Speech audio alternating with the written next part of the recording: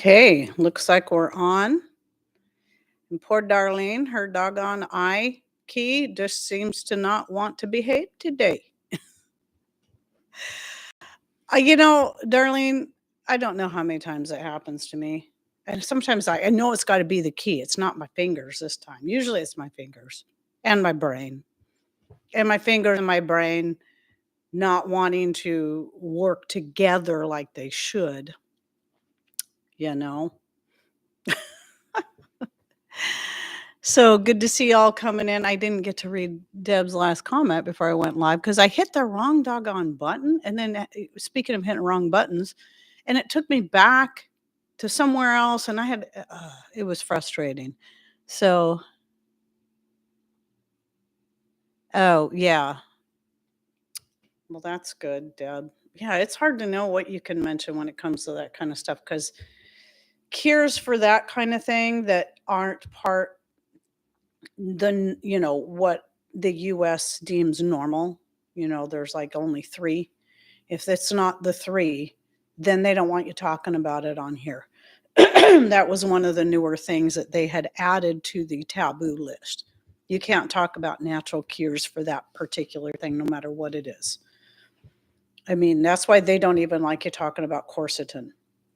I think you can talk about quercetin as a supplement, but you cannot talk about it as a cure for that particular thing. So, which is interesting. Makes me wonder. Must work. So yeah, you have to be, that's another topic you got to be careful about speaking of. So of course, since I'm on early, like I always am, and hello to everyone that has come in and are coming in and that will be coming in. And I will get to the main topic in about 15 minutes from the time I'm saying this. So if you're watching this in replay or coming in late, just skip ahead 15 minutes and that's when I'll start talking about the essential oils. Until then, I'm just going to talk about some random whatever. First of all, I'm going to show you these cool bookmarks that were made by the niece. I wish I think it's my webcam. I need to probably just get a new webcam. The lighting always never looks right. But anyway, the niece of one of my followers made this by hand. So there's one. She actually made 2 that Brenda had sent to me. So it was Brenda's niece, Brenda O. I'm afraid to say her last name because I might say it the wrong way. Anyway, I thought they were so pretty. She also sent me a couple of handmade soaps, goat milk soaps. One's a shampoo bar that I decided to try out today, and then just a regular bar soap. I mean, yes, I do make my own soap. It doesn't mean I don't like getting soap from other people that make theirs as well. It's always fun. And besides, that means I can wait a while before I have to make more soap. I can wait a little bit longer. So by the way, Mr. Rain's not going to be with us. So he's doing other busy work today. I mean, he's got to take advantage of this really beautiful, nice weather we've had while he can. And I told him, I said, next time the weather is yucky and you can't do anything outside and you can't work on the property, you should come in on Sunday and we'll talk about together about what is different, how far we've come since I first started my channel in 2016. Excuse me. So anyway, I think that'll be a fun thing. He's like, what, you don't want me to come in and talk about my favorite essential oils? Well, the thing is, if he does, it'll have to be a completely separate topic. And he's actually done one years ago because his essential oils are not the same kind of essential oils we're all thinking of. They're like the kind for greasing up his heavy equipment and that kind of stuff, which is essential.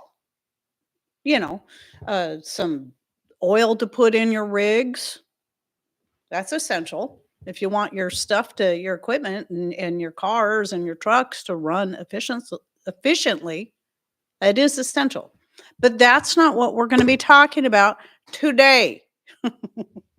So he can just go do something else. Go play trucks and cars. And there I go spitting again. Sorry, everyone. It's a good thing. It's a good thing you guys have a screen between you and me.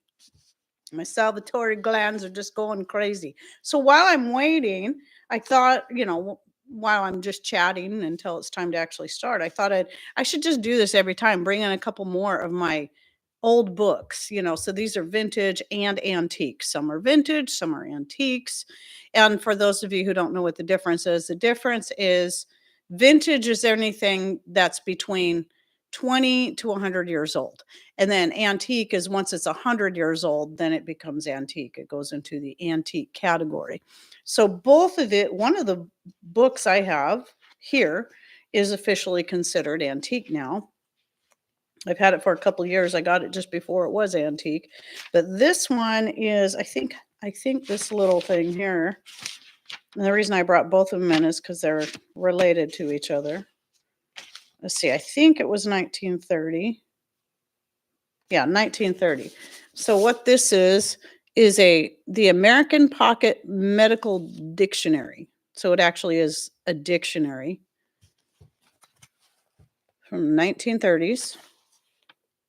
And good gravy, look how tiny that print is. But it is a pocket dictionary, and there's a lot of stuff in here. So I definitely cannot read this without spectacles on. But anyway, one of my many, is Tyler here today? Oh, good. He made it. So yeah, you're vintage. I think you're a little farther away from antique than that, Tyler. Good gravy. Anyway, so there's that. And then the one that I got from, I think somebody might have sent me this one of my followers. I don't remember. This one, I remember where I got this because it was from a garage sale just down the street and they wanted a whole $1 for it. So this is the one that's officially antique because it was 1923. And it's the Home Physician and Guide to Health. I think I've shown it in some of my other videos about collecting, about building your library. So this has at least a little bit bigger print and it's got pictures. So, I think it's a good idea, just like having the Foxfire books, because they talk about natural remedies and that too, as well as how to make anything, how to build this out of scraps and whatnot. That series is a great series. And you go back to some of the old stuff like this because you don't know, what if modern medicine is not available to you, and it's going to be good for you to have this kind of stuff. And then the more modern one that I have was from I think 1988, 85 to 88, around in there. And I bought that back when I don't even know if I had kids yet, but I wanted that on hand because I knew how important it was to have. And it's the American, anyway, whatever. A lot of doctors actually have this particular book, and you'll see me talk about it in several of my library related videos. And that thing has helped a lot. It's really important to have something like that on hand because it can help you do the best you can to assess a condition, a situation, and then figure out from there how to handle it. And then another one that would go right along with that, that's about the same age, is the Doctor's Home Remedies.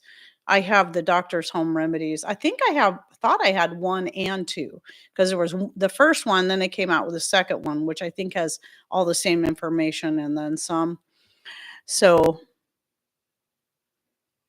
yeah, modern medicine has its place, but yeah. On top of that, at least I know here, our hospital is absolutely outrageous in what they charge. I mean, it's expensive no matter where you go, but I'm here to tell you, we could go to Seattle and pay less, probably including the trip to go over there, than we do here. I think it's because it's like the only hospital and it's an hour. The next closest hospital is an hour away. So I think they can just charge whatever they want. We got the statement from when the day that Patrick's father died, and he was at the hospital for only a few hours, and they didn't really do anything. because they just called Life Flight and flew him out, and that was overcharged as it was. They double charged us for that.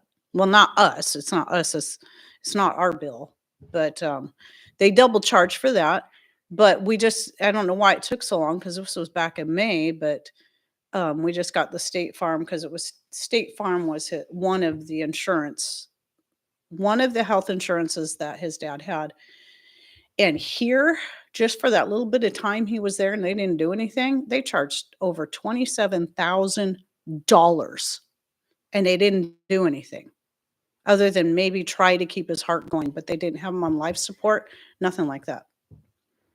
So almost $28,000 for them to call Life Flight and have them charge us, charge, not us, charge $50,000 because we were it was it what I thought this looks like a double charge for this month. And then when I finally saw I was able to see the breakdown of the bill, it was a double charge. They charged twice, even though he was only in the helicopter from Forks to Port Angeles, which is 60 miles.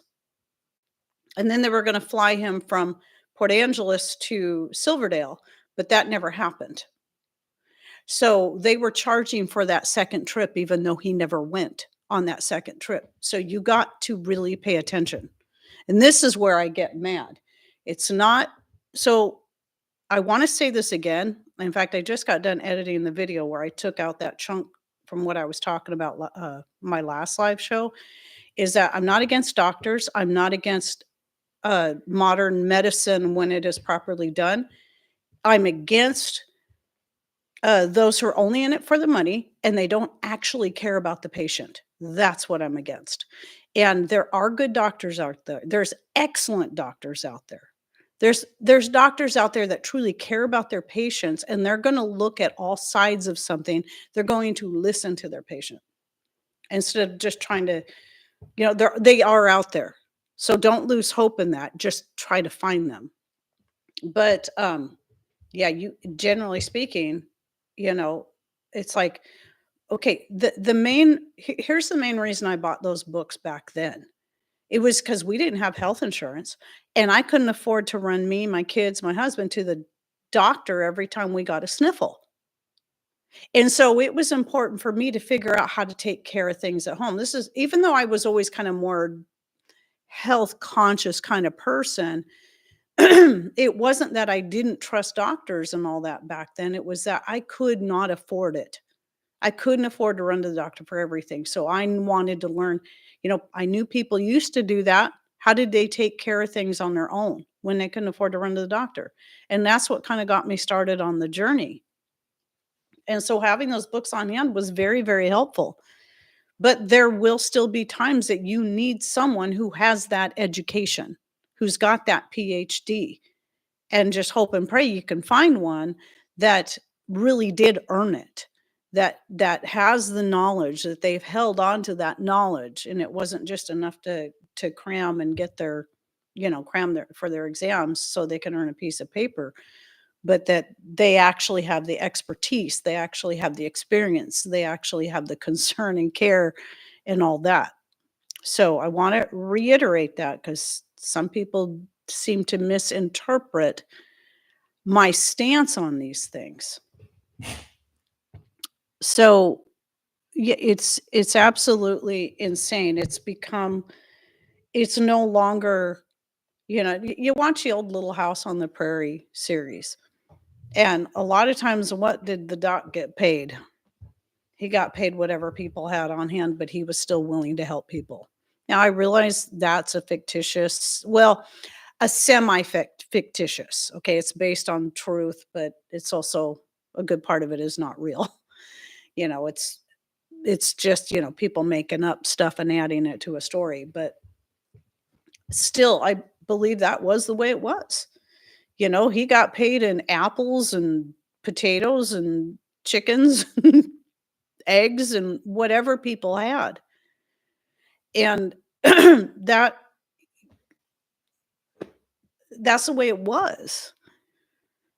And I'm not saying that doctors shouldn't earn their keep, because they should. They should get paid what they're worth, but the problem is it's not just the doctors. Here, I don't think it's so much the doctors, it's the hospital, and they will I just heard something today, somebody talking about being in the hospital and drinking a lot of ginger ales while they're there, and come to find out they charge $12 for each one.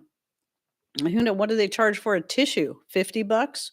Oh, I need to wipe my nose. Oh, well, bam, cha-ching, there's another $50.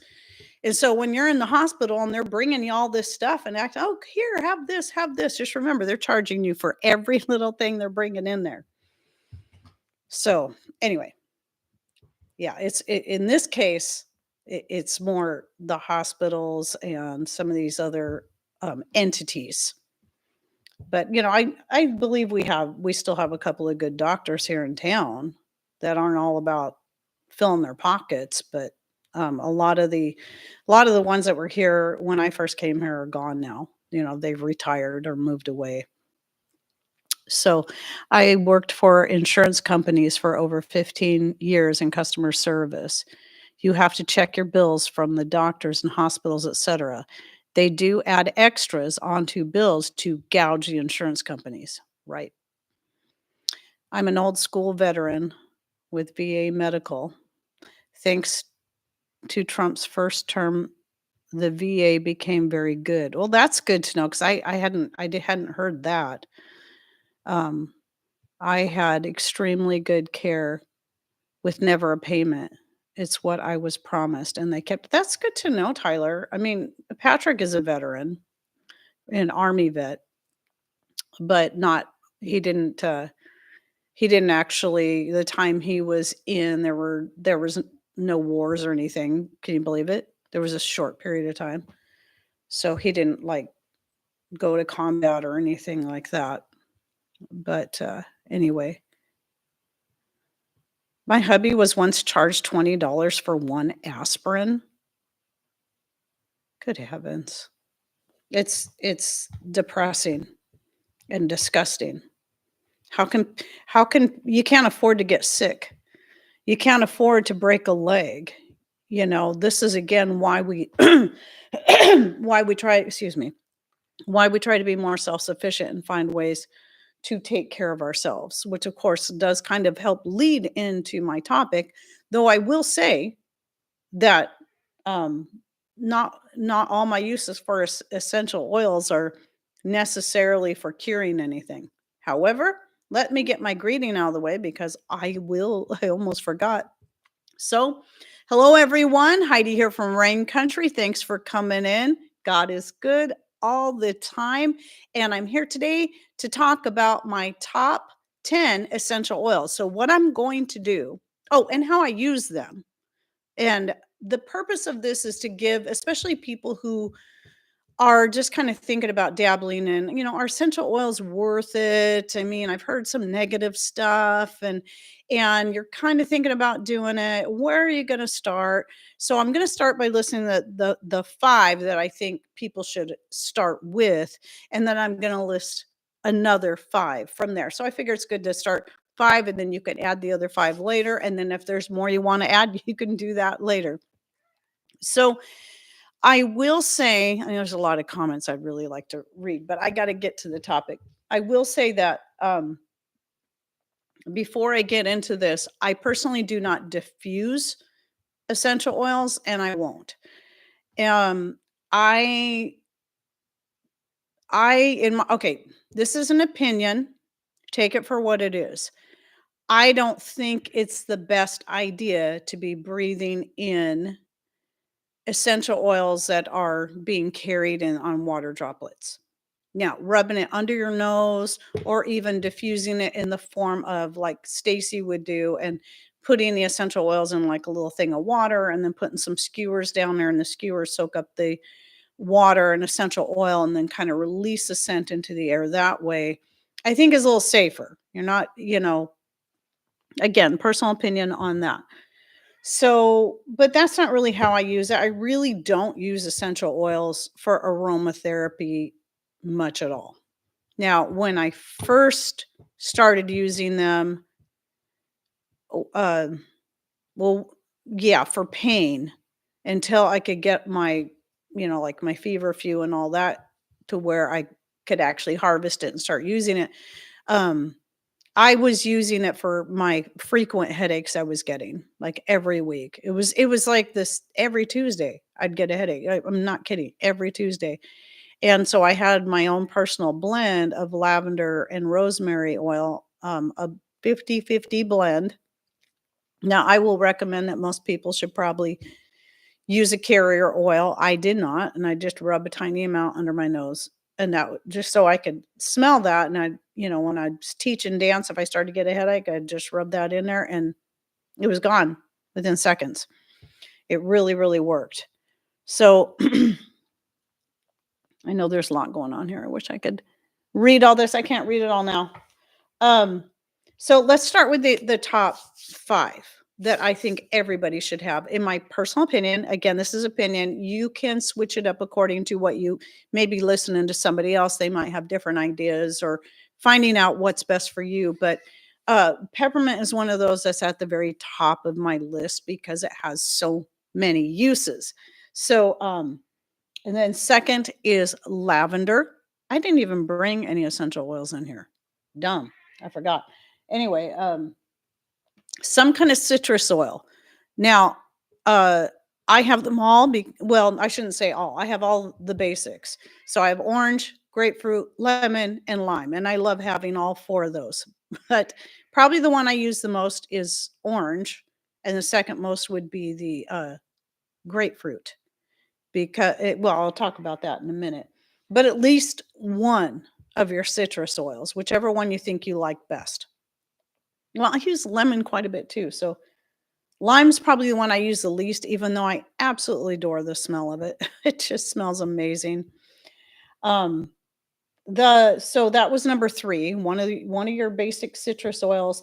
Number 4 is eucalyptus, and number 5 is clove. So let me talk about the reasons for these first 5. So peppermint is well, it's just great for all kinds of stuff. It goes in my muscle rub. I have added it to a certain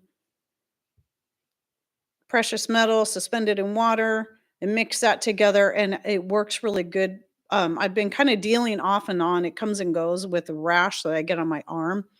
My arms are doing a lot better today, but when I spray that on there, uh, that the peppermint just it feels nice. It really kind of soothes it and then helps to heal it along with that precious metal. But then it's also good for adding to tooth powders, toothpaste if you're making your own. Obviously, peppermint is a good one. Of course, there's many others like wintergreen and spearmint and whatever your favorite is. But peppermint's also, even though I don't personally use it this way, it's also really good for helping with headaches. So just like I was talking about with the lavender and the rosemary, the peppermint is really good for the headaches. And wait a minute, I said okay. So then lavender is excellent also for pain, for specifically for headaches. And as aromatherapy, some people will rub these things on their temples too. I like to put it here, but some people will rub a little on their temples and find that to be really helpful with headaches. And I think even migraines. I'm not one who's suffered with migraines, but headaches were used to be almost a daily occurrence, but especially at least once a week, I'd get a bad one. Now they're rather rare. So, which was the funny thing is once I stopped taking the ibuprofen and see, I think I'd switch it up, acetaminophen, ibuprofen. When I stopped taking those and started relying on more natural things, it was amazing that it wasn't long before I just pretty much stopped having headaches for the most part. And then when I would, it'd be like, "Oh, that's weird. I have a headache. Haven't had one of those in a long time." Um, lavender is also excellent for helping to soothe burns. Again, though I've used it straight on burns and it worked really, really well. Some people have to be very careful because they can have very sensitive skin and be very sensitive to essential oils they're quite powerful. So you may want to put it in a carrier oil if you're using it for such things. Lavender is one of those I use in one of the skin creams that I make and sell. In fact, I probably shouldn't say this, but I'm going to go ahead and share this. I've had two different people, one local and one of my followers who, well, both of them had either a grandchild or a child themselves that had uh, really suffering with eczema, and everything they did, nothing was helping. Not over the counter stuff, not prescription stuff, nothing was helping. And I don't make any claims about my skin cream, none, other than I just use it as a daily moisturizer for my face. And sometimes I put a little in my hair and on my lips and on my hands. So it's just for dry skin. And so this one lady, she emails me and says, "Well, my daughter has eczema." I was like, "I cannot say it's going to help because that's not what I make it for. But I would recommend if you do want to try it, I recommend the lavender." It wasn't, she got that lavender skin cream and she started putting it on her daughter who was only 3 or 4. And she sent me pictures later. It didn't take long. It just healed it right up. I couldn't believe it because that's not what I made it for. And I was just like, and she was showing me pictures of her little girl holding this tin of lavender skin cream that I had made and with a big old smile on her face because she was so happy to have this eczema cleared up. And then another was a local lady. She went ahead and got the unscented just to be certain because she didn't want any essential oils in there. And that's, sometimes it's essential oils aren't for everyone. So she got the unscented for her grandson. Same thing. I was blown away. And so she came back and got a whole bunch more. And I said, I do have a recipe if you want to make it yourself. You might save a little money that way. So, and it was really exciting. But again, I'm just sharing testimonies people have shared with me, but I'm not making those claims. I'm not going to tell someone this is what my skin cream can do for you. No, I'm not going to do that because that's not what I made it for. But I do think the lavender essential oil is really good for that, for any of your like skin issues like that. And let's see what else. A citrus.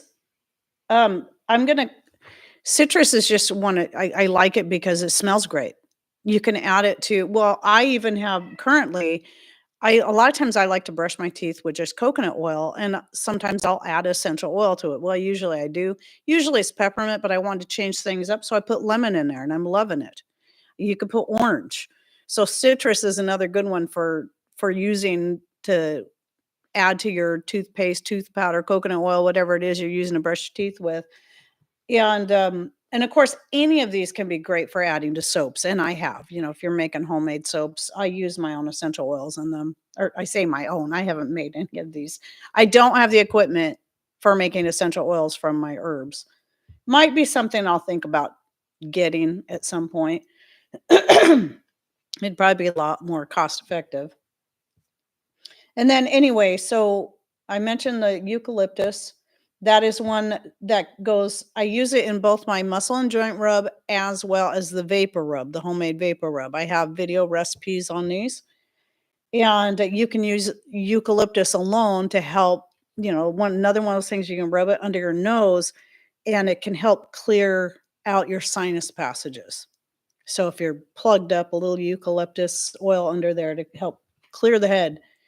And then clove, well, I love the smell of clove. And it is a good numbing oil. So some people will use it like if they have any kind of toothache or something in their mouth, you can rub a little on there, totally numb it. Same thing with anything else. And it's also one that gets used in my joint and muscle rub. So I put quite a few different essential oils in my joint and muscle rub and absolutely love it. So and sorry, but I didn't think to gather the links to any of this stuff I'm talking about and put them in the description box. Hopefully, I'll remember to do it later, but no promises. Let's see. What else was I going to say about the citrus oils and the peppermint oil or any of your mints can be used for flavoring things as long as you're careful not to use too much. I know some people say you should never ingest essential oils. And yes, you should be careful. It's not the brand name that makes it ingestible, like some people try to claim. It's the type. And even then, you need to be careful. I mean, peppermint is virtually a safe um, herb for most people. But if you get too much, even drinking too much peppermint tea, like if that's all you're drinking, it can kind of disturb the gut flora a little bit. So you got to sort of spread that stuff out.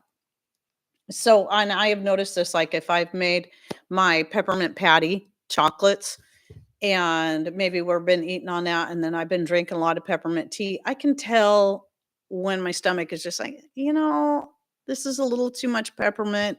You need to back off. Okay, okay. So, I'll make some other kinds of teas.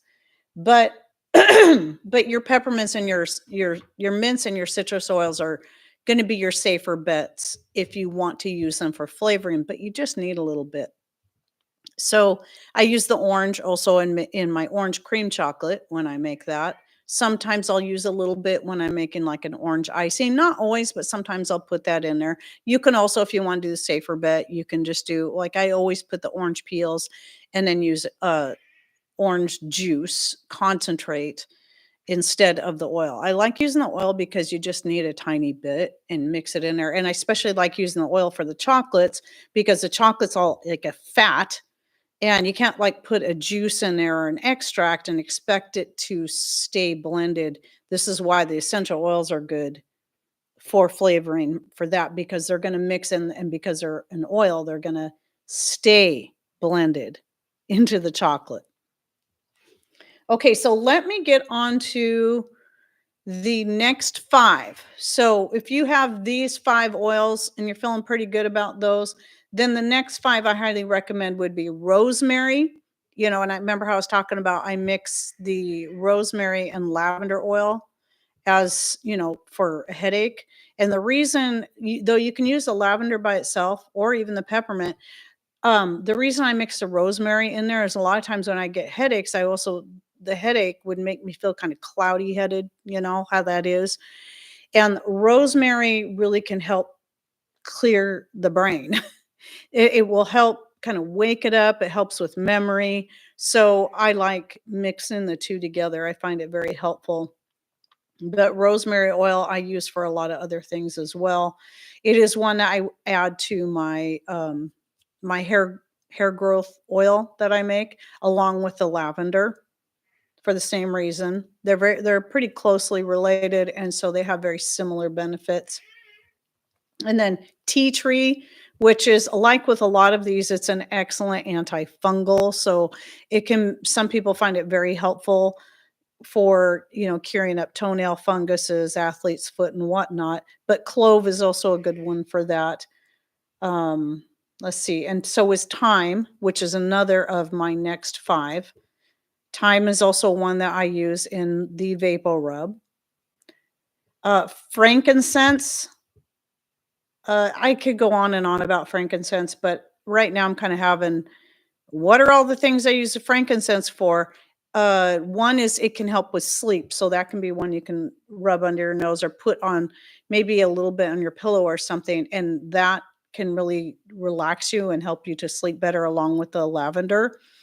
Frankincense gets added to my very favorite skin cream blend along with grapefruit. What's the other one?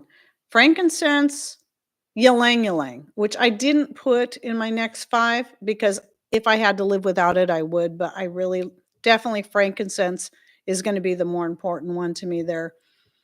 And yeah, so those 3 are the main ones that go on that skin cream. And then oregano. Oregano is also great for a natural antifungal as well as many other things.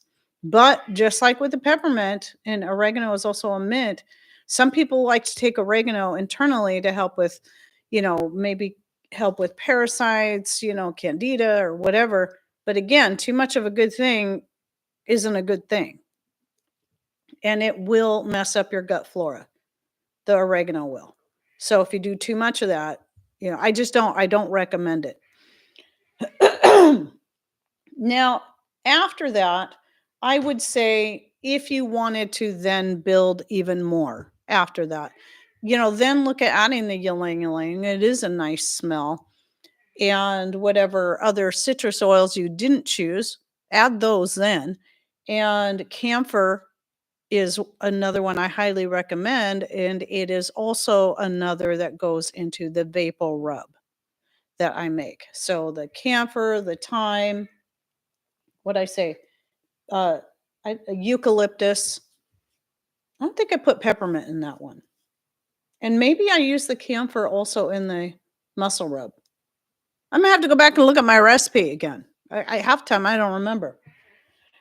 Now, a few other things that I didn't mention yet would be that you can use some of these in, like lavender, for instance, is really good for using in a homemade diaper cream.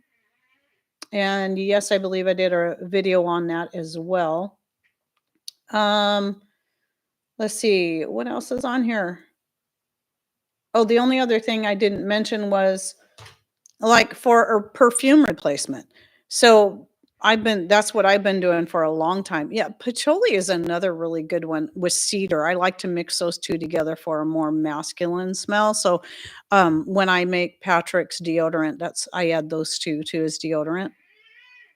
By the way, people, remember, I see somebody put at Heidi, and that did catch my eyes, but please make sure you put your questions in all caps. It makes it so much easier for me to find, especially if I have to go back through here, because that's usually what I do is I go through the chat later, like within the next couple of days, and write down the questions so that I can address them in my next live show. So the Q&A that happens on Wednesdays at the same time. So I'll try to get back to that. There was something I was saying there. What was it? Oh, the perfume. So I love mixing clove and orange together as a perfume. So, but you could do the same thing with like lavender or the rose or geranium or rose and geranium mixed together, or if you like the more floral smells. I'm not a big floral smell kind of person usually. But vanilla essential oil is another great one, especially for something like that, or even mix. I love to mix vanilla with some of these other things. Like if you mix it with a floral, it kind of smooths out that powerful perfumey smell of a floral scent.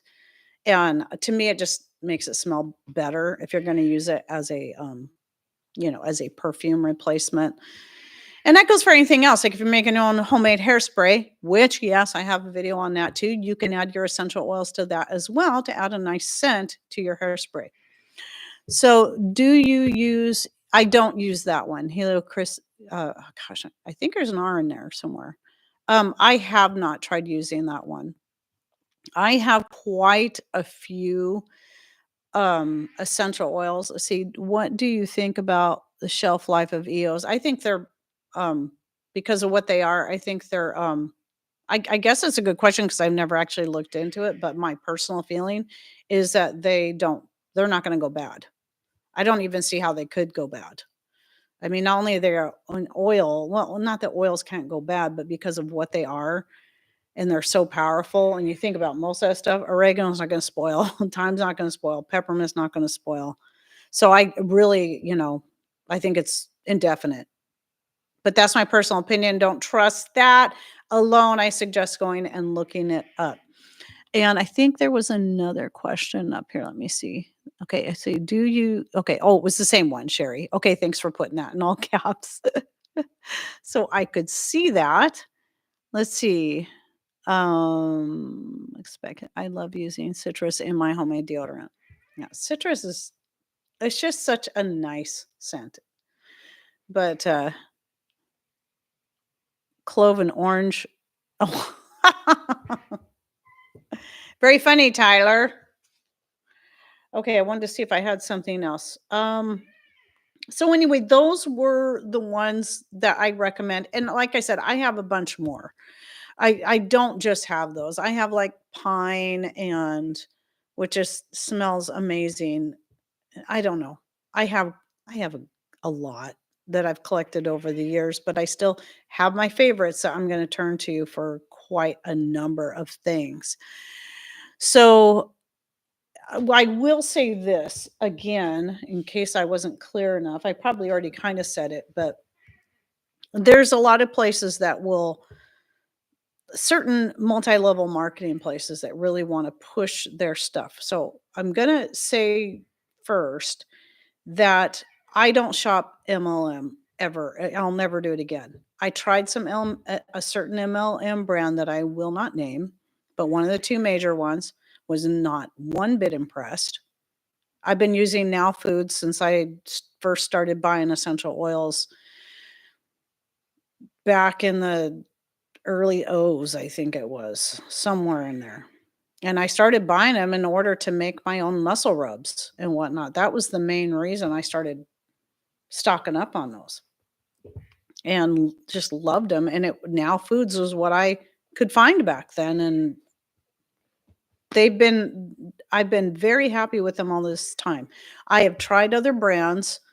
I found some that I like just as much, but they're more money.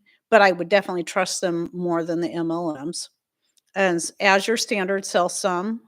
I do not remember all the names. I meant to bring them in here, but I do have a video I did about 8 or 9 months ago about essential oils and my thoughts on them, and where I talked more about the brand names and whatnot. But I showed some of the different brands that I've tried.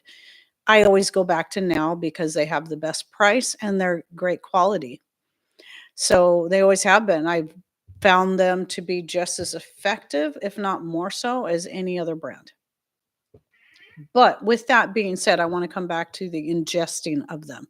So certain essential oil brands that overcharge for their products, and they have to do that because they got to pay all the many middlemen. That's why those are expensive, not because they're higher quality. It's because they have all these middlemen they got to pay. Um, they really push the ingesting. I don't know if they still do that, but for a while they were like encouraging people to make their own capsules out of them, and then people were taking these things like supplements and getting sicker and sicker and sicker. They're the Avon of EOs. You know, the funny thing is I didn't even know until this past year that Avon was also an MLM after all these years. I never knew that. I didn't know what multi-level marketing was for the longest time. Anyway, but yes, if you start having rashes, you start having start having all these health problems, you've been ingesting these essential oils, you need to stop.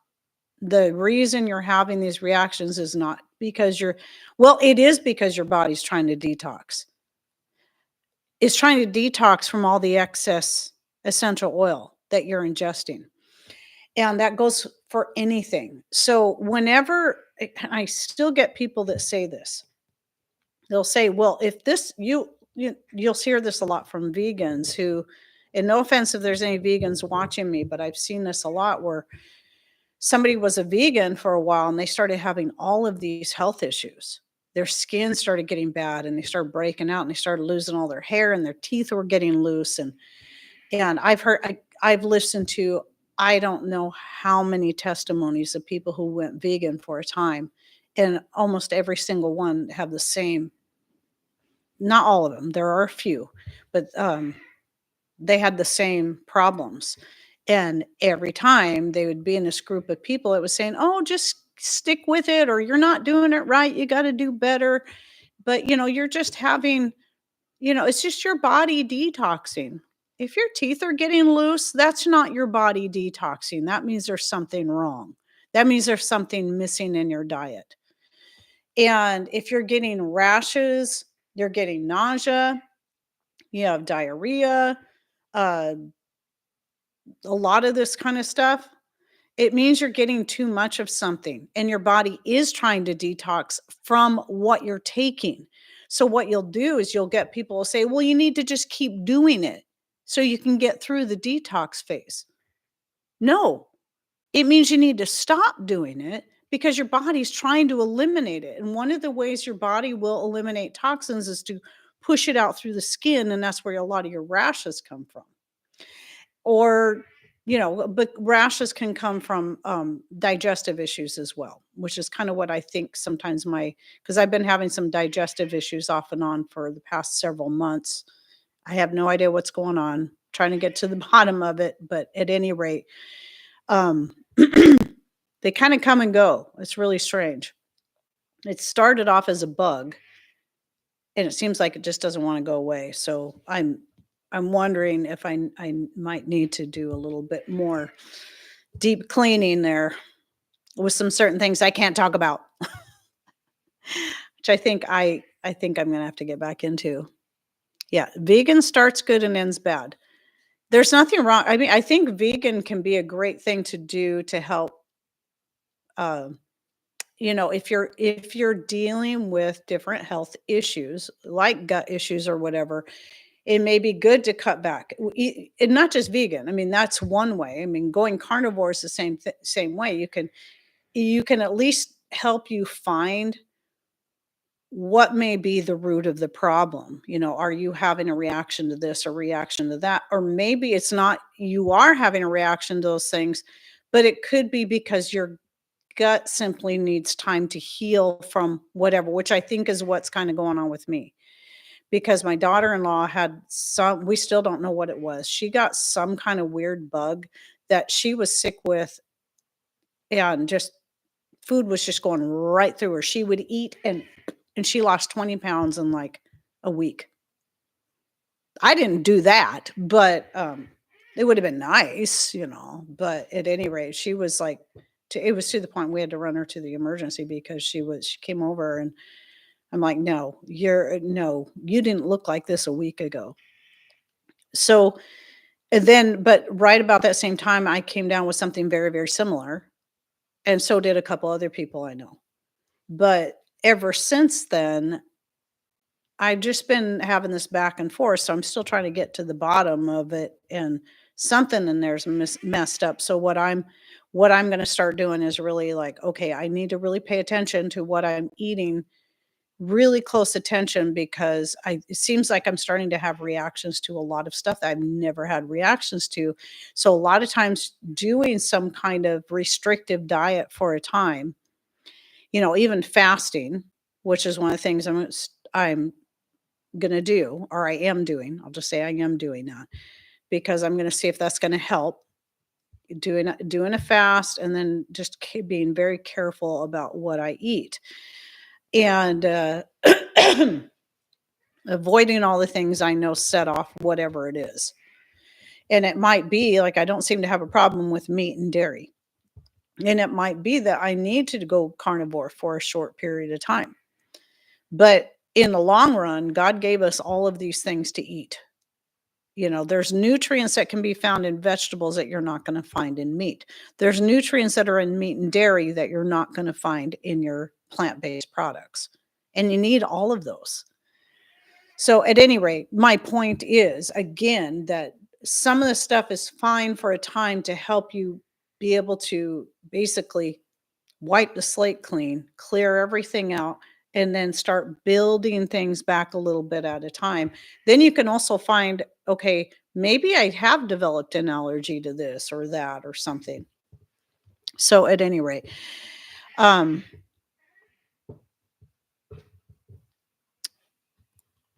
anyway, I do find that when I fast, I feel better. If I do fasting once or twice a week, and it's biblical. It used to be common for people to fast at least once or twice a week. Now, spiritually speaking, it's usually, it's something that you do to combine with prayer and study. And it's that way of denying yourself something so that you can have a more clear mind and focus on prayer. Just like Jesus said, this kind only comes out by prayer and fasting. Well, if you have the right Bible. Certain Bibles cut off the and fasting part of that verse, which is interesting. But fasting it's more, it's also very good for your health to do that. Whether it be once a month, once a week, couple times a week, whatever you can do, because it kind of helps your body to reset itself. And so that's what I'm doing. I was really good for a while at doing a fast at least once a week, an all day fast, but once you kind of get out of the habit, it gets harder. I know you guys know what I mean. It gets harder to stick to. Just like I usually feel better if I don't eat until at least noon anyway. And I go through these spurts, well, all the time. I don't eat breakfast, I don't eat dinner. I just eat in this, this little window of time. They have a name for it. I've done it since I was in my teens, but now they have, all these names for it, like a one meal a day or intermittent fasting, or what. They didn't used to have those names back when I was first doing that. And I never told anyone I was doing it because I figured I'd get in trouble because I wasn't eating my breakfast. I wasn't having my Wheaties in the morning, and ooh, that's naughty. So Patrick's bringing me notes. Oh, okay. Thanks for letting me know. Yeah. Patrick's going out to the property to cut some firewood, and he's taking Cody Biscotti with him. So he's letting me know, so I'm not like, what happened to the dog? So hi, Diametra. I see you made it in here. Thanks for coming. So anyway, I kind of got a little bit off the topic of essential oils, but that was really all I wanted to share was that. But then also that whole, maybe it wasn't. Let me look at my notes. Maybe I actually had more. Okay, I think, oh, I know I was going to say, I know a lot of people have mentioned one I have not tried, which is plant therapy. I haven't tried that one, but I've heard good things about plant therapy. It's a little more expensive than now foods, but not expensive as your multi-level marketing brands are. And so, and I know there's many more out there that are good ones. I didn't see any bad posts. What? Oh. Oh, see, this is what happens when I can't keep up with the chat. I don't know what's going on. I don't know what's happening. Okay, I'm just double checking to make sure I covered everything I wanted to cover. But yeah, I've been meaning to do a video like this for a while. I did one years ago, but I thought it was a good time to update it. I don't know. I didn't go back and watch it, so I don't know if my top 10 list is any different than it was back then. But oh well. Hey, it's time to go ahead and just say it again. So now let me see. Didn't I have other topics? Let me see first if I have any other what am I trying to say? Any other questions? Let's see. Check out North Health Center info on fasting. I saw that wasn't a question, but I appreciate that. Yeah, okay. So I've been fasting. I'm not really sure what that's in regards to, but I've been fasting off and on for many years. I've been doing intermittent fasting, like I said, since I was in my teens, long before I'd ever even heard, like many, many years. In fact, I only heard of it a few years ago. And it's like, well, gosh, I've been doing that since my teens. So, but fasting all day was something that was really hard for me, especially in my teens, because I was really active. I would have ballet class. Sometimes for the class itself was a couple hours. And I think what I do was I taking 4 classes a week. And, in Wenatchee, you had a lot more nice days than you do here. So I would ride my bike, I don't know how many miles it was, to my class and ride my bike back home. And so when you're that active, it's a lot of times I'd come home and dance some more. I would put on some music and just start choreographing dance. I was definitely a very active person. I'm still pretty active, but in the past couple of years, not as physically active as I used to be, because it seems like I'm spending so much time having to sit and edit videos. But now that we've had this really crazy streak of super nice weather. That is, for this, as long as it's been happening, that is really strange. In fact, you can see that light back there on the ceiling. Maybe you can. Let me tip the computer back a little bit. See that light? I know you guys might have seen it. I noticed when I'd be editing the pieces I take out of the lives, I'm like, that light looks so weird. I'm like, what is it? Well, I figured out what it is when the south is over there and the light is coming in and hitting. No, I guess it's not the mirror. I thought it was hitting. So that wall has mirrors all across it because this is my old dance room. And but I see what it's actually reflecting off is the floor over there. And then it's hitting the ceiling. It's weird that it's right there. But at any rate, yeah, it's been like super nice. So one of my goals today is to get out and do some more pruning. It always feels good when the sun is out and I can get out in it. And then, getting the fresh air, getting the sun, and getting the physical movement. Because I hate the fact that a lot of my video editing requires me to, be sitting for so long. So I usually try to break it up with standing up and going doing something, moving. But anyway, let's see. Do you have a Facebook group? I don't have a Facebook group. I used to, but I just can't keep up on all that stuff. I have a Facebook page. All I use it for is for making announcements. Sometimes I'll, just say, hey, I didn't even think to do it today. We're going live today or whatever.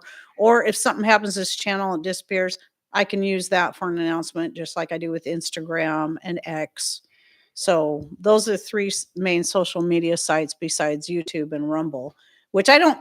YouTube and Rumble are my video platforms, and then the others I call my social media, even though they're all considered social media. So what was I going to say? Now, I was going to, what does this say? Oh, here I am. I can't, I was already talking about pruning back. So it's not even just, I got to prune my grapevines back, and the sooner I do it, the better. But since I didn't get really much of any done this last year because I was kind of letting everything rest, now it's time I want to get out there and just start hacking back all of that old growth, from last year and really from the year before.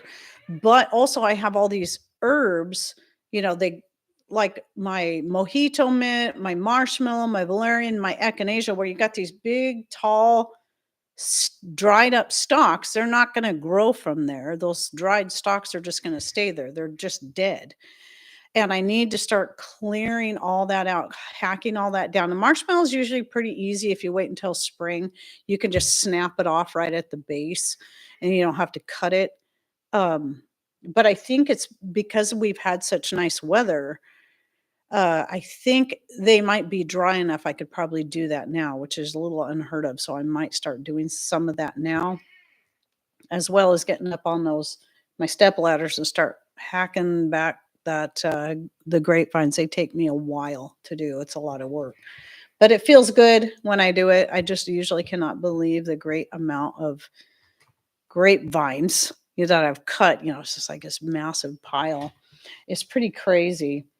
But yeah, today I definitely am going to be getting out there and doing that while I can, rather than sitting inside. And probably tomorrow, if it's supposed to be nice all this next week too. So I don't have grandbabies tomorrow, I don't think. So I'll probably be doing. See, that's the other thing too. It's kind of when I'm watching the grandbabies, especially if Pat's not here, I cannot get outside and get much done. I need to be in with the grandbabies, and there's not this time of year. I can't really have them out there in the freezing weather or out in the chicken poop. So now I was going to talk a little bit about, what is this? What does this say? I know what it says, but I don't understand. I don't understand what it means. I wrote myself a note and I don't even know what it means. Something to talk about. But I did want to share with you. It's kind of funny because so I am actually, now that I'm fully monetized on this channel, which is nice. I don't know when, I don't know if I'll ever get to a point where I could actually live off the income on this channel, but I can say this. I'm already making, I'm up to over 7,000 subscribers here now. And I'm already making more money for the whole month of January than I've made so far on Rumble, where I have 23,000, over 23,500 subscribers and a whole bunch of videos. Not quite as many as I have on my main YouTube channel, but I have a lot of videos because ever since I've had my Rumble, well, I went through a period where I wasn't uploading regular because I was having a lot of internet issues. But um, I've been uploading most of the same videos you see here, you see on my main YouTube channel or over there, plus the extras I put over there that I can't have on YouTube at all, no matter which channel it is. So some people are like, they'll see my, like they saw my post I made. What was it? Was it Friday? Friday when I thought, okay, I took down the chicken herb video a while back because I realized I mentioned something in it I wasn't supposed to mention. And I'd shot it, I think, a couple of years ago. I'm like, oh, I got to take this down, edit it, and I put it back up. And that was like over a month ago I did that. So it's just been waiting to publish all this time until then somebody, a couple of people said, well, you mentioned something here. And I'm like, what? And I kept having to listen to it and listen to it because they didn't give me a timestamp. Finally found it. I'm like, I thought I cut all this out. So, and I think it was because I mostly talked about it in this one section. Well, that's the section I cut out. But then I made a quick mention of it again. So I just take the video down again, cut that out again, that little part, upload it for a third time to YouTube. And so I made I made a post saying, sorry everyone, because I thought people are going to wonder what happened to that video. They just saw it, now it's gone. So I just made a post just letting people know. And some people I get this almost every time this happens. Maybe you should put all of your videos on Rumble instead of just certain ones. It's like, I do. Maybe you should, or maybe you should get a Rumble account. I have one. I've had it for like 3 years. I don't know how many videos I have over there now, but there's quite a few. And I'm so thankful they have playlists now where I can categorize things. So it's just that I don't, you know, I think the other day I made 97 cents, which is the most I've made in a day on Rumble in a long time because of that certain video that published over there that I can't publish here on people's natural remedy testimonies. But they were specific ones I saved for only to put on Rumble because they were all talking about things I can't talk about here. So it's my second one like that I put over there, the natural remedies. So, but because that video is not on YouTube, it got more views. That's the only reason why I made 97 cents. Lately, all I've been making is anywhere from 37 cents to like maybe 53 cents per day. That's okay. Come on, people. Could you work in a full-time job and live off wages like that? I don't think so. And yet I get people, you just want to make more money. It's like, well, I mean, anybody wants to make more money. It's always nice to have more money, but no, me starting a second YouTube channel isn't about me making more money. If people saw just if they could see how much money I make per hour, they would go, oh, I don't think I really want that job. I couldn't afford to work that job. I'm not even making, when I got to thinking about, because now that my main channel's been shadow banned for the past year, I got to realizing that, gosh, I put so many hours of work into this channel that I don't think I'm even making 1/3 of minimum wage for the time I put in there. Maybe I'm making a quarter of what our local minimum wage is. It's pretty sad. But we managed to survive, and I like what I do. So if people think it's all about just me making more money, no. That would be dumb. Making more work for myself, all this it's not gonna make more money, especially when it takes you a while to get to a point where you can even monetize in the first place, let alone you're still only looking at, maybe $1 or so a day for your time. You think, how long am I usually sitting here? I'm usually sitting here for 1.5 to 2 hours doing these live shows. I'm not making anywhere near minimum wage to do that. Nothing like that. Maybe some people are. I'm like, man, how do some people do it? I don't know, but Um, the price for less censorship. Tammy, I think that's a lot of it because they see the problem is on YouTube, the highest paying ad revenue comes from those who have the most control. A lot of people think, "Oh, well, our current president's going to put an end to it." Well, I doubt that. And here's why. I believe that because YouTube is still considered a private entity, even though it's not really owned privately because it's owned by corporations who choose what what kind of content they can put on there, or they're not gonna pay that ad revenue.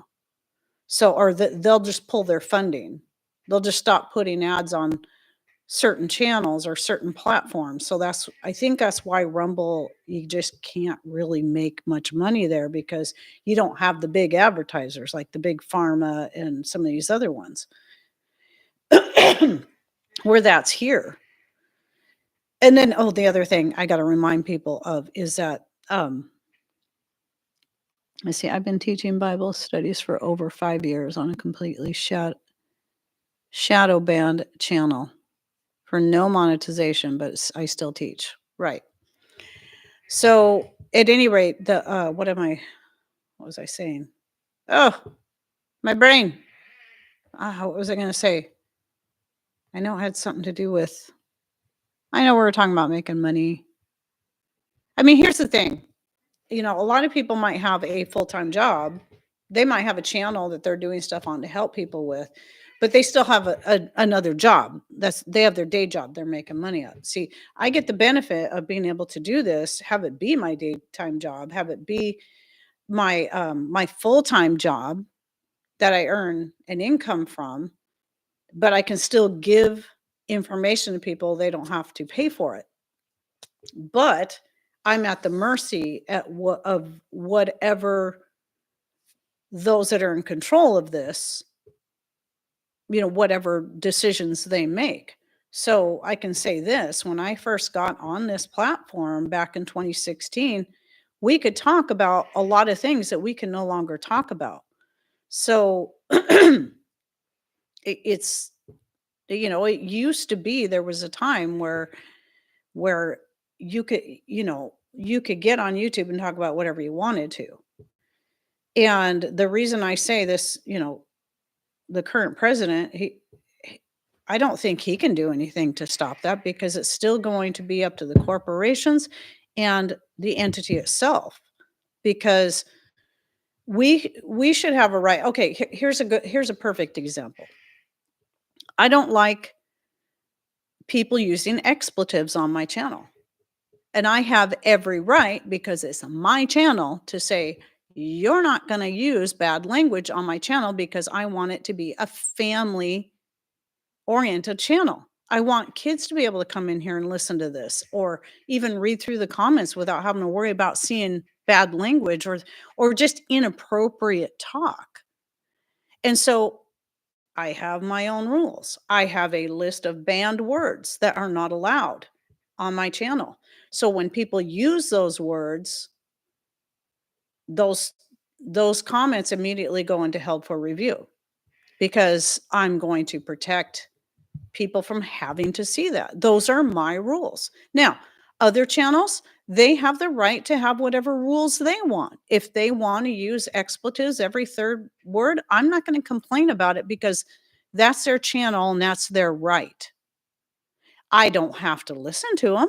I can always find a channel that doesn't choose to talk that way. And there's a few excuse me. There's a few I'll put up with for a little bit if they have something to say that I really want to hear. But then after a while, it's like, okay, I can't listen to this anymore because it's just my ears are starting to bleed. And I prefer that people just use a little more decorum. But again, I'm not going to go in there and complain and say, you shouldn't talk that way. Why? Because it's their channel. That's like walking into somebody's home and saying, I don't want you talking about God in front of me. I don't want you I want you to take your dogs and put them somewhere else because I don't like dogs. No, you don't do that. That's rude and inappropriate.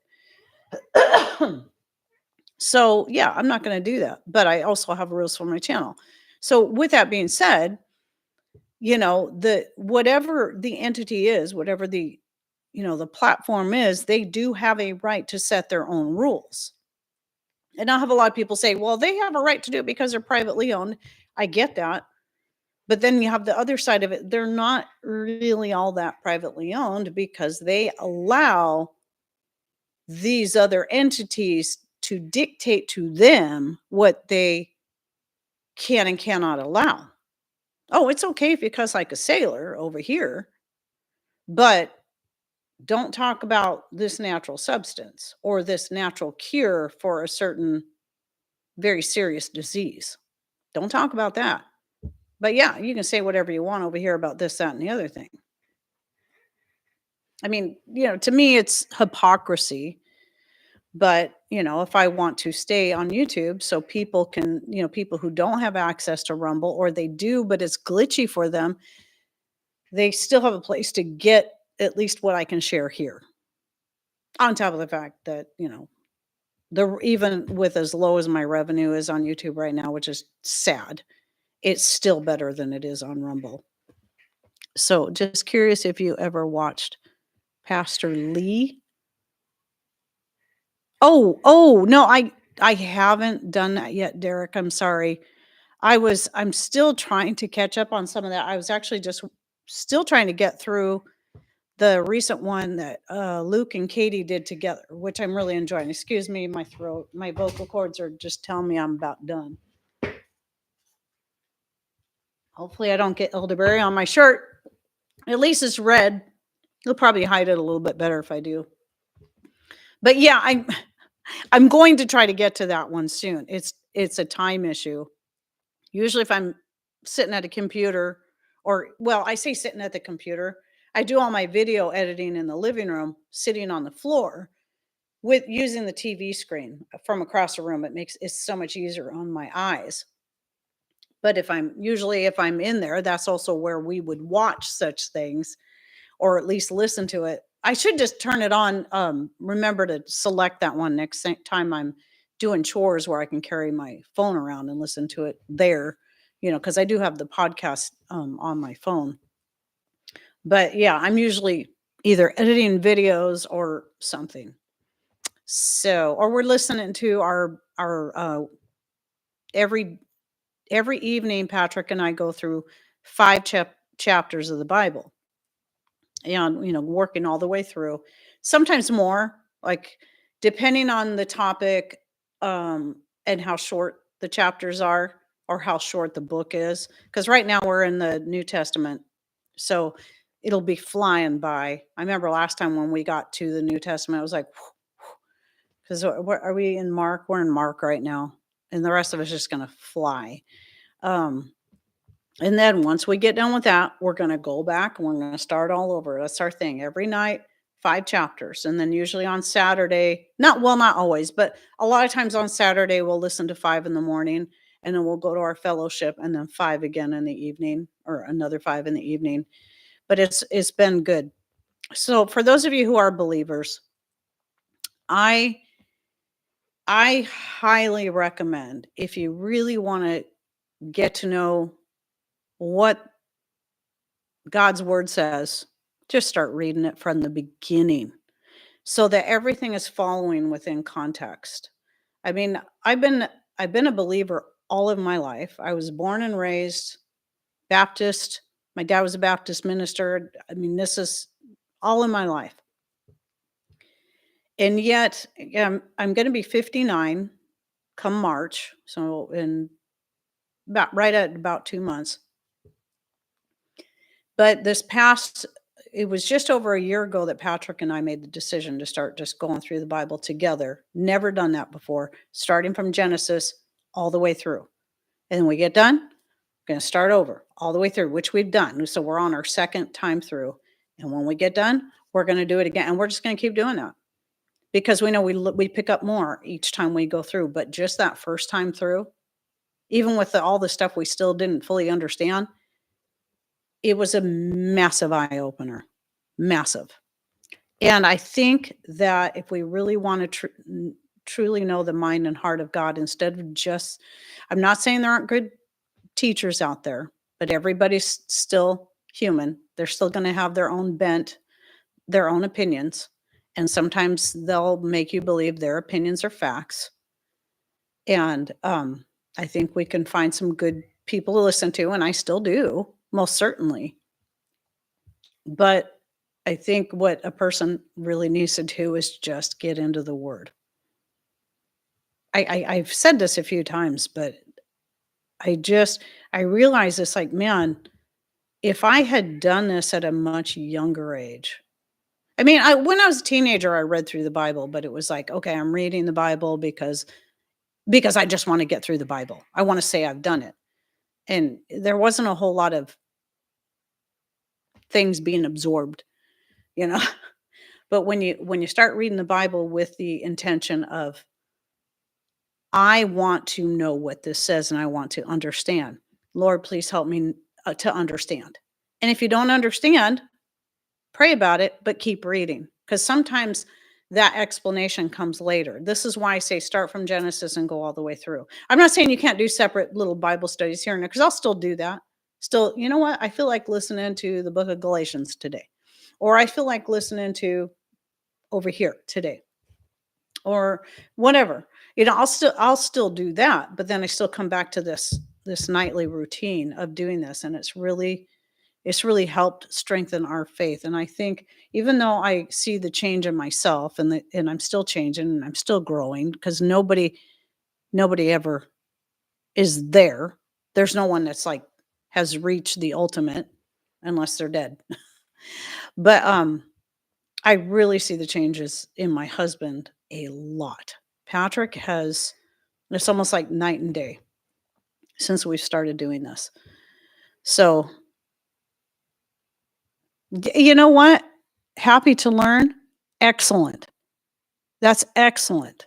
Thank you for that. If someone takes our Bibles away, you'll have it in your head. So God even says he's going to write his law in our hearts. And so we won't even have to read the Bible because it's going to be written right here. So until then, well, we should still be having it written in our hearts, but this is actually more prophetic.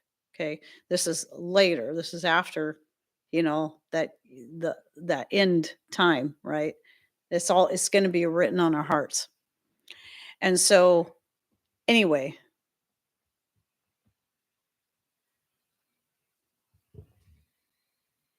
right. Nothing.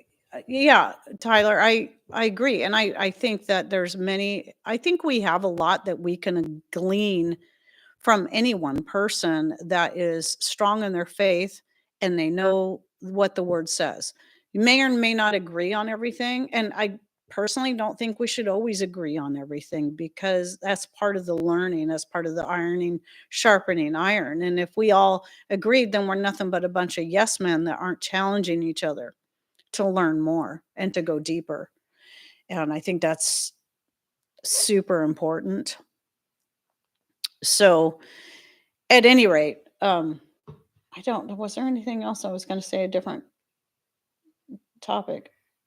I said the rumble. Oh, I can't remember. I know I was going to talk about this in my last live stream, but I don't remember if I did, and I haven't gone back to watch all of it. I've been editing parts of it out, but I haven't watched the whole entire thing. But the shorts links. So it's the bad thing about me putting shorts on this channel and taking them from the other channel is that for some reason, I don't know why this is, but YouTube does not allow clickable links in the description box under shorts. I don't know why. I don't know why they're not clickable. I'm hoping they'll change that. So, but what they do allow is for you to put a clickable link on the screen, right directly on the screen of the short. So if you're watching a short and you want to learn more about whatever that is, usually you can find that the full length video linked right on the short screen. And that's the only one that's usually clickable. Well, the problem with doing it here is my full length videos that would go with the shorts are over on the other channel. And you can't put a link like that on the screen unless it's on the same channel, which is disappointing. So the best I can do is also put, when I remember, once the short publishes, is put the link in a pinned comment with the short. But even then, sometimes that link doesn't work. So what some people find is if they refresh that page, not just let the short keep playing, but go out of it and then come back to it, then they can go to the comment section and be able to see that pinned comment and then click on it. I don't know why it's like that. It's a massive frustration to me. So here's your options. If you can't get either of the links to work, you can either try to copy the link and then paste it into your browser. If that isn't going to work, because I know everybody's on different devices, and sometimes copying and pasting on a smartphone is a real pain, then just simply go to my main channel, which is most likely where you're going to find that video, and then just look it up. So if it's what was one of the last ones I put on, the citrus peels, I think was one of the last ones. You can just go to my main YouTube channel and type in, or even just go to the YouTube search bar and put Rain Country citrus peels. You should pull up a few videos. Like I have one that's the benefit and uses of orange peels is my most recent and thorough one. And so that's one way to do it. I know it's frustrating and I wish they would change that, but maybe it's just another one of those things they're trying to get better at. I don't know. Curious if you may have a natural tea flick heartworm recipe. I do have a video on natural whatever. What is the word I'm looking for like fleas and ticks. This is going to be more specific to something you would use externally. And you can find that on my other channel. So just put flea. I think you can just put Rain Country flea. That might even be enough to help you find it. But I know I talk about like diatomaceous earth. You got to be careful they're not breathing it in, but it will kill ticks and fleas. We hardly ever have an issue, but on that rare occasion that Cody might end up with fleas, which I think, and he's 10 years old now, I think it's only been 2 or 3 times that he's had fleas. I use specifically give them a bath in Dawn dish liquid. Scrub them down really good. Dawn, it has to be Dawn. Because out of I don't care, a more natural dish soap would be great, but Dawn is the best when it comes to dealing with ticks or fleas. Because what it's going to do is going to strip that protective coating off of them. That's why just bathing your dogs and your cats is not going to work, because they have a protective coating that prevents them from drowning, basically. So it strips that protective coating off of them. And sometimes that alone, just giving them a good scrubbing, and then I try to leave it on there for like a minute, if you can get them to stand still long enough. And then when I go to rinse, I would see those fleas just dropping off. And then what I would do was I would treat, I might as well tell you what I remember. I would wash all the bedding, vacuum well, make sure you're getting all the eggs and all that as best you can. And then I have a blend, a powder blend I've made myself of dried and powdered yarrow. Plus that's from my own garden, because yarrow is a natural pest deterrent. And neem powder, because neem is deadly to insects, and diatomaceous earth. So those 3 powdered up really well, mixed together. And then I would after I'd washed the bedding, I would go ahead and put that powder and kind of work it down into the bedding just to make sure it's going to get in there and kill anything. And that way, too, if maybe I didn't get everything off the dog, when he's laying in the bed, that's going to help too. Um, and then, if as far as essential oils go, we're speaking of essential oils, I would also make a blend of lemon and cedar oil. They actually smell really, really good together. And then I would put a little bit of that on him here and there because bugs don't like that. Bugs don't like anything minty, citrusy, or cedar. Cedar is naturally pest resistant when it comes to that kind of thing. Let's see. Hard to wash an outside cat. Isn't it kind of hard to wash a cat, period? Right. There's some cats that like baths. It's rare, but it happens. I don't know if Meyer's soap would help. What I'm saying, what I can say for certain is Dawn works the best. I've tried. It seems like one time I tried using another kind of more natural dish soap, and it just didn't do what Dawn does. Or maybe I try. Oh, it wasn't that I tried it on the dog. It's that if you're wanting to get grease or oil stains out of fabric, Dawn is the best. So with that in mind, I've tried the more natural soaps. They don't cut it. Dawn takes grease stains, oil stains out of clothes. So you rub it right into the stain. You might want to wet it down a little bit first. Then take that Dawn soap, rub it right into the stain, and then leave it for a whole day. Don't wash it right away. Let it sit in there to break it up. I've tried this with so many other types of liquid like dish soaps. Nope. Might get a little bit of it out. Does not work the way Dawn does. That's why I'm pretty sure that Dawn's the only one that's going to really work for fleas. So, and even I've even used homemade vinegar, like put it in a spray bottle and sprayed the dog. They won't like it, but the bugs don't like the vinegar either. Sprayed the dog down with it. I've just kind of done it all just to make sure those things didn't come back. Every time it's worked. One of my cats has bronchitis. He is on steroids, but still coughing a couple times a day. Any advice on natural remedies? Aline, I I don't have cats. It's not that I don't like cats. I actually grew up with a cat. She was my best friend. I think ever since then it's been hard for me to have a cat because, I had her from the time I was 5 until I was 20, and then we had to have her put down because she had leukemia. She was dying.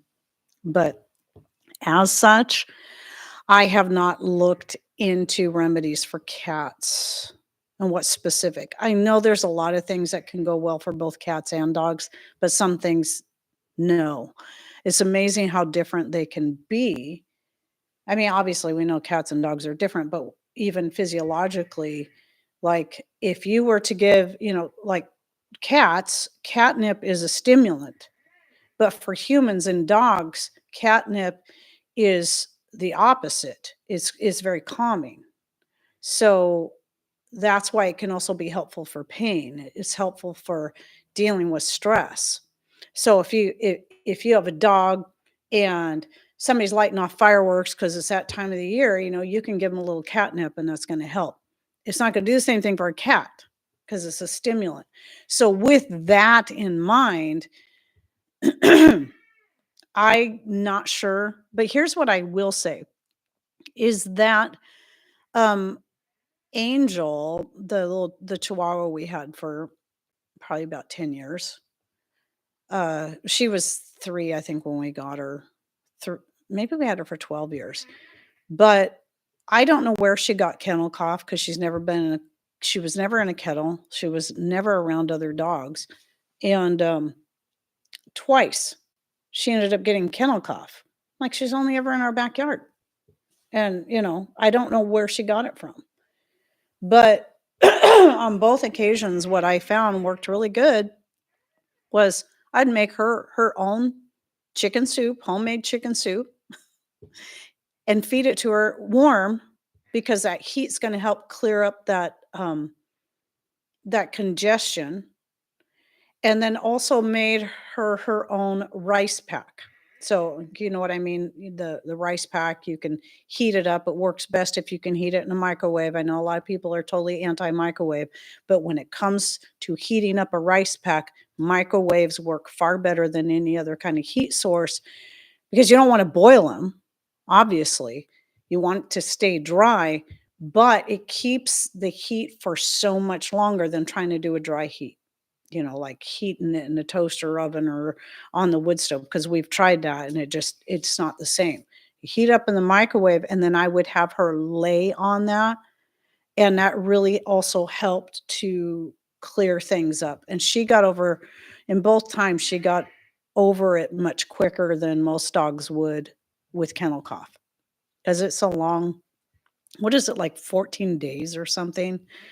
And I was able to get her cured up of it in a much faster time, got her better. So I really like my corn bag. Yeah, corn's another one, or beans. I've made one from beans. I tend to like the rice the best because it's smaller, and it's, to me, I can shape it better. I haven't had to use it in a long time, but I really like steam, maybe, Tammy. So it's a more of a moist heat, because I think the moist heat is part of what helps it hold its heat longer. So, and moist heat is always more effective than dry. That's the other thing. It just, because it's going to open up the pores better, and or just kind of open everything up better to help the heat get deeper into the tissues. So that's why you're usually told a moist heat rather than a dry heat when it comes to using heat packs on anything.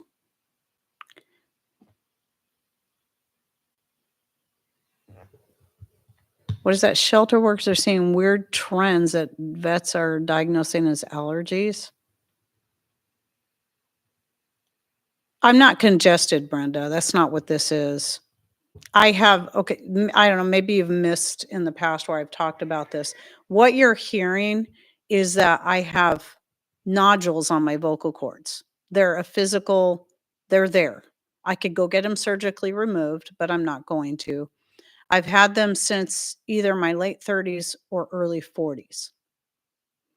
And they're, what happens is the more I'm talking or singing or using my vocal cords in any form, they start to swell. And when that happens, that makes me start to cough because they'll get itchy. And then my body also then starts creating a lot more mucus to coat them, to soothe them. And so then I've got that going on. It's frustrating. It was a hard thing for me to give up singing because it was a big part of my life. Just like dance, singing and dance were big parts of my life for most of my life. So giving up singing was hard. Dance, I don't have to give up dance. It's just, I miss it sometimes, but that's a different thing there. There are other reasons why I'm not doing that. So, well, and plus I'm getting older. I can't quite leap the same way I used to and all that. Oh yeah. Yeah, steaming. I was thinking of steaming the rice pack for it to heat it, but maybe, getting steam as far as breathing the steam in, that would be good too. I can remember when my youngest had croup, he wasn't getting enough oxygen, and the doctor recommended, back when they didn't, charge an arm and a leg for just even giving a little bit of a suggestion, is to take him into the bathroom, shut the door, and turn the shower on hot, hot, hot, hot, and just keep him in there. That might be an option. That might be the easiest way to do it. And I was amazed at how just doing that alone with a baby just really cleared it up, and he was fine. And after that, he didn't have any more problems. I didn't even have to do that anymore. So that was pretty cool. But yeah, so I would imagine that would probably help with a cat. You could just take him into the bathroom and, cuddle him and stuff, and just get that hot steam going. You don't have to put him in the tub and get him wet, or her. I don't know if it's a her or him, but You get the point. So, becoming a classic. Thank you. Let's see. After one dose of I better be careful what I say. I developed a cough, among other reactions, that I have struggled to get rid of. It has been mucus on my vocal cords. Well, I know that's not what this is from, but yeah, that's interesting. That's interesting. I love the cherry pit idea. What was the cherry pit idea? Was that about using cherry pits for making one of those packs? That'd be something to do with your cherry pits. I think they would probably last longer if that's what I'm thinking. I might have missed it. Anyway, it's hard for me to catch up on all of that. So, if I've missed any questions, I'll just go ahead and put them. I'll stay just a little bit longer, maybe another 10 minutes tops, and go ahead and put them in there again because I can scroll up, but then I lose. I start losing my place here. And then, people watching are like, "Oh, great. It's a dead part again. Nobody's talking because she's reading the she's reading the chat." Okay, thank you, Mrs. Heidi, for sharing all of your experience and knowledge. Thank you, Aurora. I have a niece named Aurora. And I do think I want to look one more time. I do think I covered everything I was going to say. I still don't know what this last part was that I wrote, little note to myself, something I was going to talk about. I have no idea. No idea. Okay. So, that's interesting about the detox. Yeah, I know some people have been that, there's certain things when it comes to getting those kind of things that you can do to detox. I've heard of some people doing like baking soda baths and things like that. Maybe even like a bentonite clay. Some people put bentonite clay. I don't know how much you put in. I mean, you wouldn't want to put too much. When it's really watered down, I don't think it's going to hurt to drain it out, but I always wonder about that. Because bentonite clay can clog the pipes, but the thing is, it's because it will absorb water. Well, if it's already totally saturated, it can't absorb any more water. So I think it's probably safe to add to a bath. I just don't know how much. That'd be something to look up. But I know bentonite clay is excellent for pulling heavy metals out of your system. And it's one of the reasons why I like to add it to my tooth powder when I make my tooth powder, because not only does it help to remineralize the teeth, but it also helps pull out those toxins, and just you can do it anywhere, but using it as a face mask and whatever, it's really good for that. Epsom salts are good to bathe in too. Yes, you can do Epsom salt. I've done Epsom salts and baking soda together for something. Can't remember what it was. I think it was a foot soak. I'm one to be more up to do foot soaks. Struggled for a year. Oversensitive immune system. Oh. Okay. Anyway, sorry people, talking and reading. Or I'm not talking, I'm reading instead. I feel like there's just so much more I was going to talk about, and I don't remember what it was. I didn't write it all down. Some stuff I thought I was just going to remember, and I didn't. I should know better. How can I find or know where to get the shiny thing to be able to produce its truth? To find more information on it, if that's what you mean, just go to my Rumble channel. If you don't know what I'm talking about, then just send me an email at rancountryhomestead@gmail.com, and I can send you a link to the playlist on that particular thing. If you're I unfortunately cannot sell product to the UK anymore because I'm not with Etsy. Etsy has a VAT license, I do not. So, and I haven't been with Etsy. Is it going on 3 years or is it 2 years now? I don't know. I'm done with them though. In fact, didn't I talk about it in my last show? I think I did. But yeah, I can, you can just email me and I can shoot you some information if that's what you're looking for. But yeah, I have a playlist on that particular topic on Rumble. You just have to go, if you go to my Rumble channel, it's always linked in the description, and go to the playlist tab, and you can scroll down and you'll find a playlist just on that. And let's see. And then, on the video tab, you'll find my most recent video that published on Friday. That was the one that was the natural remedies testimonies or natural healing testimonies that others shared with me. That same thing was shared. That particular thing was also mentioned in that video, which is why it had to be over there and not on YouTube at all. Yeah. So what do we got here? Oh, okay. Oh, thanks, Deb.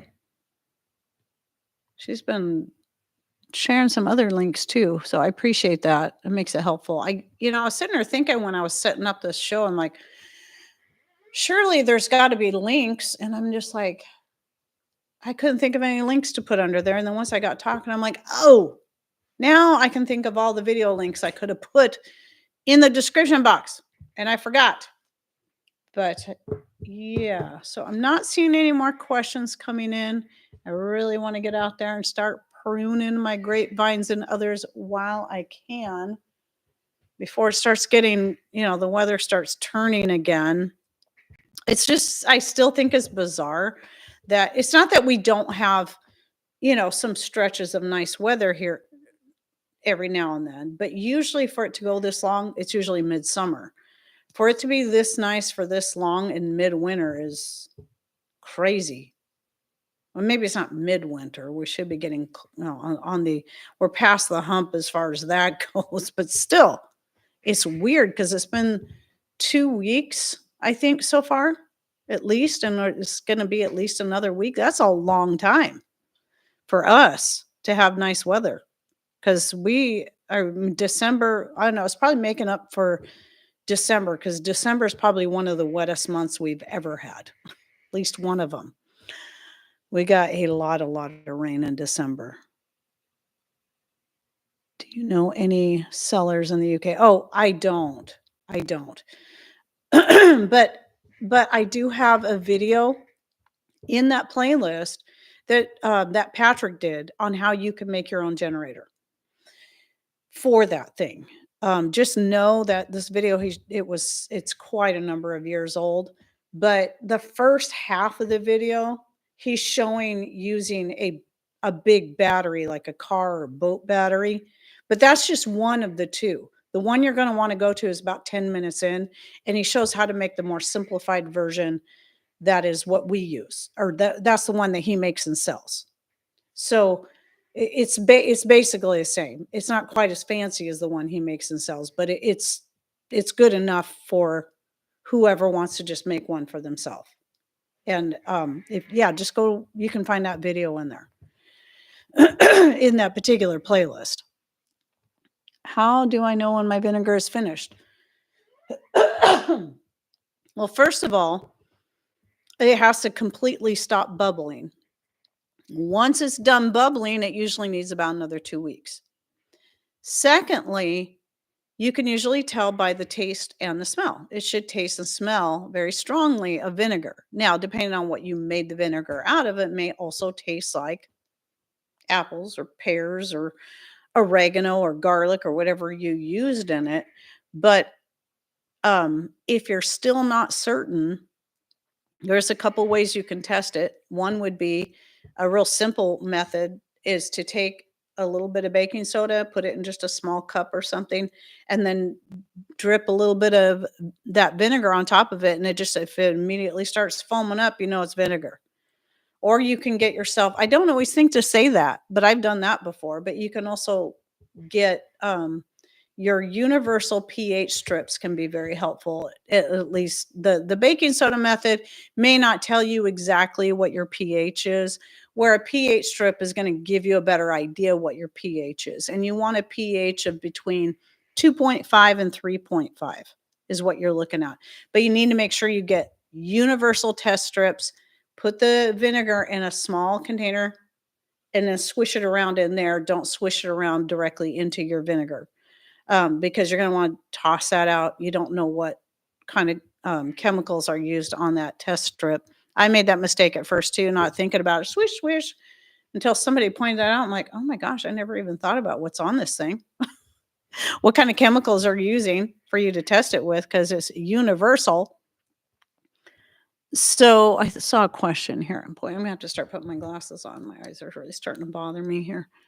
Heidi, do you have any suggestions for herbs that dogs can have for good health? Um, well, I know they can have catnip. They can have, and that's more for calming. They can have turmeric. A lot of people will say absolutely no on the garlic. I say, as long as it's in moderation, garlic can be very good for them. If you look it up, you'll find most places that are being fully honest, they'll tell you that it can be very beneficial to them. It's about moderation, but for the same reasons why it's good for us, as far as, being good for the dogs. I think moringa is also good for them. I don't know. I haven't really dug deep into that one, but it would be a good idea for me to come up with to do that and put together a list of herbs that are good for dogs. And maybe if I think about it, cats. Sorry, people, I don't always think about cats because I simply don't have a cat. If I had a cat, I'd probably think about it more. I do. I love cats. We just don't. We just don't have cats here. I don't. I don't think, especially with having Cody, that wouldn't be wise. The cat and the dog both, they would hate each other. Thank you, Lucy, for sharing that. Milk thistle for dogs with liver issues. What if the vinegar fruit has appeal unknowingly? Well, I don't know what to tell you. I mean, I'd be washing, if you're buying the fruit, usually when I'm making vinegars, I'm typically making it out of things that I am growing myself. So if I'm using my apple peels, of course, I've used peach peels, but I haven't made peach vinegar in a while. And now that's a more common thing. So I don't know if it gets used on that or not. But yeah, I'm usually using my own organic fruits and herbs most of the time. So I don't know what to tell you. I guess you just got to be careful on what you're buying. I don't know if they're labeling that stuff or not. I can't remember what the latest is on that. But what I was going to say, since that's been brought up, is a lot of people talk about how Bragg's apple cider vinegars uses appeal. Well, I don't know that anyone. I've never heard any facts on that. I've heard a couple of rumors, but what would not make sense? It wouldn't make sense for the Bragg's liquid, or I keep wanting to say liquid aminos, Bragg's apple cider vinegar, which I've never bought. I've always just, when I got into apple vinegar, it was making my own. The reason it wouldn't make sense for it to have a peel on it is a peel is meant to be used on fruits and vegetables to make them to hold their life longer for being sold on a shelf as is, fresh. Apples that are used for, it would be complete waste of money to use a peel on apples that are just going to be smashed up and juiced for making apple cider vinegar. It wouldn't make any sense. Complete waste of money. So, because that's not what it would be for. It's for helping with the presentation, just like waxing of the apples is a common thing. I think they still do, but now maybe it's a peel.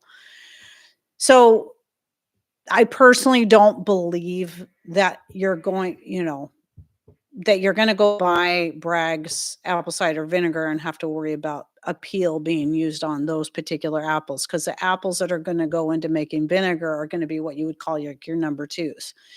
So, well, at least I would assume that's what they call it, because I know I used to work on a fish dock and cleaning fish for a summer when I was 17. And, when you were filleting and skinning the fish, you could number 2 it, which means you could do something that would mar the look of it. It would still be good. There'd be nothing wrong with it, but maybe in the skinning process or the filleting process, you did something to mess it up so it's not going to be a nice looking fillet. Then it's called number 2. And so that's what I assume with apples, what they're going to use is for making vinegar. They're going to be using the ones that aren't going to have a good display look to them. Maybe they're odd shaped. Maybe they've got a bruise here, that kind of thing. And it would be a complete waste of money for them to put a peel on their apples just to turn around and make vinegar out of them. Anyway, that's just all I could come up with. It probably wouldn't turn to vinegar. You're probably right if it had a peel on it anyway. Possibly. I mean, it seems like it, right? When you consider what the whole purpose of it is. So anyway, I mean, that's where when you're buying produce to make, I mean, I realize they're putting that even on the organic fruits, but did somebody say anything? Did anybody answer the question about whether or not they are actually labeling the produce when they use that? Because I don't know. Does anybody know if they're putting a label on it like this has a peel on it or whatever? Because I haven't looked into it. I don't really think about it. I probably should, because I do get some organic produce from Misfits Market still.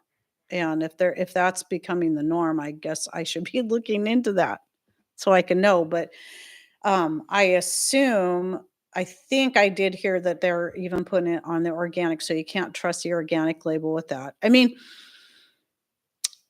you can't fully trust your organic label anyway. You can only trust what you grew yourself, really, or someone grew and know exactly what kind of gardening practices they use. I think they're supposed to, but haven't seen it on labels yet. And maybe it's because it's not being used on all produce yet, or maybe that stuff isn't being sold in all stores yet. I really don't know. That would be a good one for me to look into if I remember when time allows. Okay. I really need to get going. Whoa, what happened here? What did I do? Well, you guys can't see that, but at any rate, I hid my chat there for a second. So I do need to get going. Want to get out there, get outside, get some sun, get some work done, get a little exercise. Yeah. So thank you all for dropping in. I hope you got something out of my live show today.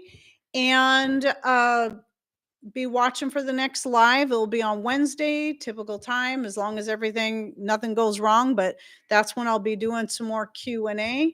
And I hope you enjoyed being here. Thanks for stopping in. I think I said that already. And have a great rest of your week, or great week, great rest of your day. Thanks for coming in. I said it for the 100th time. Goodbye, all, and God bless.